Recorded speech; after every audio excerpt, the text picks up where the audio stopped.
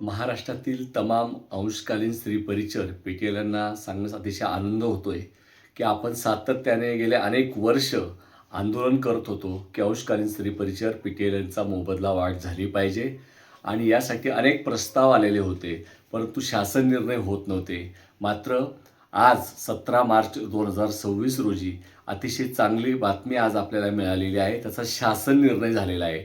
3,000 रुपये अधिक मानधन आपल्याला मोबदला दर महिन्याला वाढून मिळणार आहे.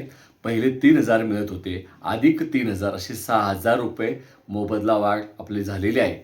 6,000 रुपये दरमहा आपल्याला मिळतील याचा आनंद आहे. मात्र हे आनंद मिळत असताना अनेक आपल्या अंशकालीन स्त्री परिचर आपल्यातून निघून गेले आहेत, याचं दुःखही आहे. परंतु येणाऱ्या काळामध्ये आपण पुन्हा जोमाने लढून 3,000चे आज 6,000 झाले, 6,000चे 12,000 रुपये करण्यासाठीचा संघर्ष येणाऱ्या काळात आपण नक्कीच करू. महाराष्ट्राचे आरोग्यमंत्री आदरणीय प्रकाश आंबेडकर यांनी ह्या कामी लक्ष घातलं आणि आपल्याला ही मोबदला वाढ झालेली आहे. आरोग्यमंत्र्यांचं, त्याचप्रमाणे आरोग्य विभागाचं, हजारे मॅडम असतील, त्याचप्रमाणे इतर सर्व अधिकारी असतील, या सर्वांचं मनपूर्वक आभारी मानतो आणि लढणाऱ्या सर्व स्त्री परिचारांना या आनंदाच्या बातमी देत असताना याची अंमलबजावणी 1 एप्रिल 2026 पासून होणार आहे.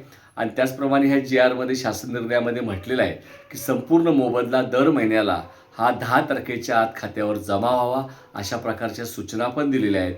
आणि म्हणून सर्व लढणाऱ्या भगिनींचं सर्वांचं मनपूर्वक मी अभिनंदन करतो. आयटेकचे सर्व पदाधिकारी, ॲडव्होकेट बळवंत पवार आणि सातत्याने कोल्हापूरच्या स्त्री परिचर सातत्याने आंबेडकरांच्या पाठपुरावा करत होत्यात. महाराष्ट्रातली कृती समिती, आयटेकच्या संघटना, त्याचप्रमाणे इतर सर्व संघटना रस्त्यावर उतरून संघर्ष करत होत्या. त्याला अखेर आपल्याला यश मिळालेलं आहे. याबद्दल पुन्हा एकदा अभिनंदन. लढेंगे जितेंगे. सर्वांना जय भीम, लाल सलाम. लढूया, जिंकूया आणि या पुढच्या काळातला संघर्षसुद्धा 6,000 12,000पर्यंत नेण्याचा आणि सगळ्यांना अर्धवेळ कर्मचारी दर्जा मिळवण्यासाठीचा आपण लढा या पुढच्या काळात करूया, इतकंच आपल्याला आवाहन करतो. सगळ्या लढणाऱ्या भगिनींचं, सर्व अंशकालीन स्त्री परिचर, पार्ट टाईम लेडी अटेंडंटचं मनपूर्वक अभिनंदन.